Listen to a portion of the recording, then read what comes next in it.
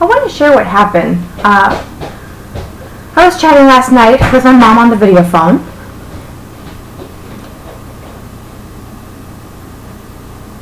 And the experience that she had is amazing. She was pulled over.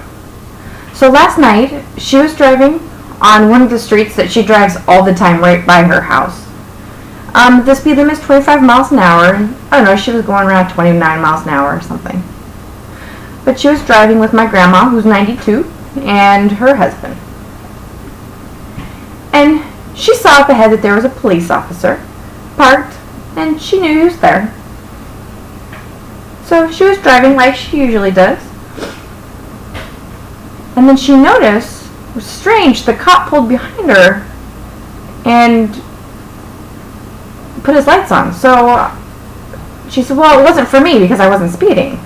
So she moved a lane over and he stayed behind her, and she moved over another lane and he stayed behind her again. She said, well, I guess it is me. So she moves over, or so she pulls over, and the police officer comes over to the window.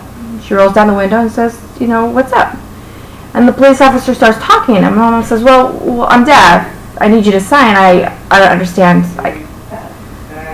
And the police officer talks again, and my mom says, I didn't know what to do, so I looked at my husband, and I was signing to him, and she wanted to show the police officer that she was deaf. So the police officer says, can you read my lips?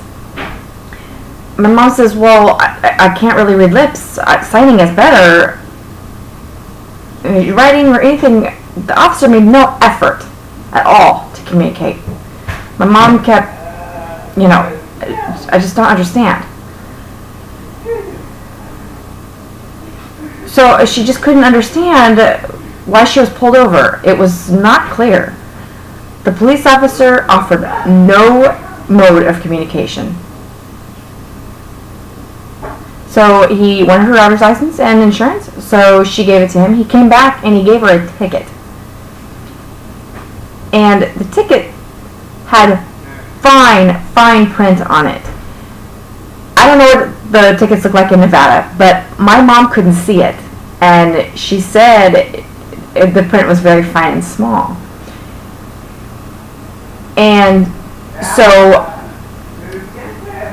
the officer wanted her to sign the ticket, and she thought, no, I'll take it home and look at it and then sign it later. And the officer said, no, you need to sign it now. So they went back and forth, and the officer didn't have a later, there was no proof. So the police officer kept telling her, sign it. She said, no, I'm not signing it. I want an interpreter. They went back and forth. The officer wasn't clear.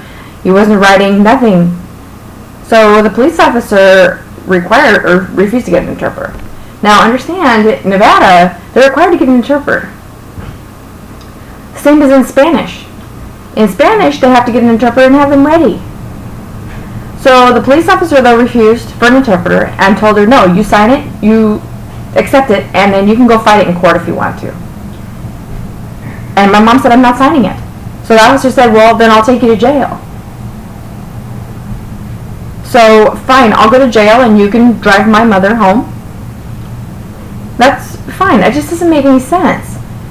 They fought back and forth and back and forth and back and forth. Finally, my mom decided, fine, I'm just going to accept it and sign it. She didn't agree, but my mom told me, next time, if I don't get any communication, I'm writing on the line, I do not understand what this ticket is for. That way it gives her a little more power. So after she left, she just felt just not right. So she contacted a friend who is a police officer and is learning to become an interpreter. And her friend explained that she could go into internal affairs and file a complaint. So my mom decided to go ahead and do it, and they've been very supportive. The Nevada law actually does require that they provide an interpreter if they get a ticket, or if they need to give a ticket. So, what does your state say? Now, we looked at ADA, and it's very general. It actually says that it just says some form of communication. It doesn't say ticket or anything like that. It does say that if there's no effort, nothing like that, then there is a case. So if the police officer doesn't make any way for you to understand any mode of communication, then you may have a case. So I'm interested. What does your state say? Now, one other thing I forgot to add was that, now what the ticket said, because my mom couldn't read it, it was too small, it was for $300. It said that she was going 40 miles an hour and that there were actually construction workers there. There were no construction workers there. There were columns and there were signs, but there were no people there. It was a lie. So we're going ahead with the complaint, and Internal Affairs, we're going to see if they will support us or dismiss the ticket. One other thing we were looking at, and we found a police forum, and the police officers were asking questions like, can deaf people drive? What? You mean to tell me that you don't think that we should have licenses?